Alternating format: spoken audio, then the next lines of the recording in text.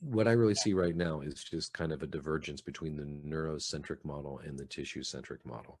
Okay. So that's kind of the biggest.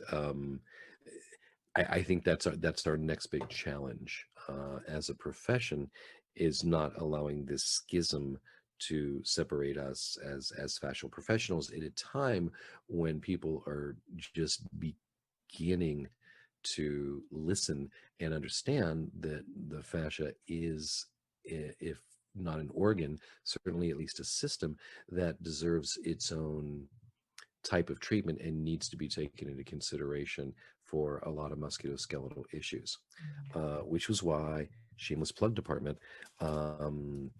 we came up with this book, which is Fascia, Function, and Medical Applications. Okay. I didn't write this, I edited it. So it was my extreme pleasure to create the textbook that I wished I'd had 20 years ago.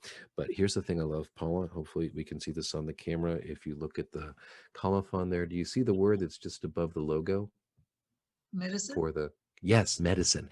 So yes, this is medicine here. So this was designed for healthcare and medical professionals, although certainly, anybody in the bodywork world who wants to learn more about fascia can do so. So it was really my extreme pleasure and privilege to be able to curate a series of chapters by people like Carla Stecco, Antonio Stecco, Robert Schleip, Jaap van der Wal, John Sharkey, and again put it in a sequence that was digestible and understandable, where every chapter builds on what came before and leads you into the next piece, so that you come away with it, rather like in my more user-friendly book, an understanding of the totality Yeah. of what you're dealing with.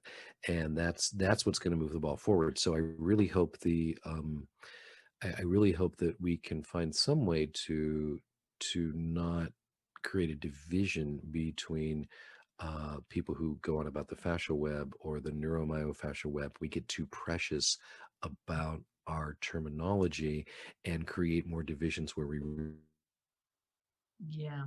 really, for those right now as it is Mm. in every part of the world. In actual fact, that's John Sharkey's thing, is about terminology. Like, get the right terminology to, like, we're using the wrong terminology for things, and we need to be sitting down as a profession and working on the correct terminology now. The first time I met John Sharkey, or I should say, I met John Sharkey. He heard me use the word slide, and he leaned in and says, "Don't you mean glide?"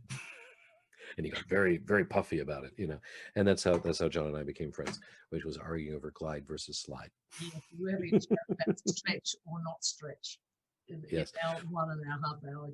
Oh yeah, that's the other big controversy too, is that you can't stretch fascia. It's like, well, if you can't stretch fascia, then you couldn't stretch you. The question is, how stretchable is it in any kind of way that makes a lasting difference? Yeah. And the key to that, boys and girls, is traction. So let's all try something fun here. Okay. So take your finger, okay, and then use your other finger to stretch it. Okay. And see how far you get, right? Okay. Now clasp it with your hands, add traction, not enough to dislocate your finger, warning, but add some traction, and now bend it and see how much further you get. Ha ha. Okay. Much further, yeah, because it's that sustained traction that actually engages with the fascial net and not just the muscle, and allows you to get further.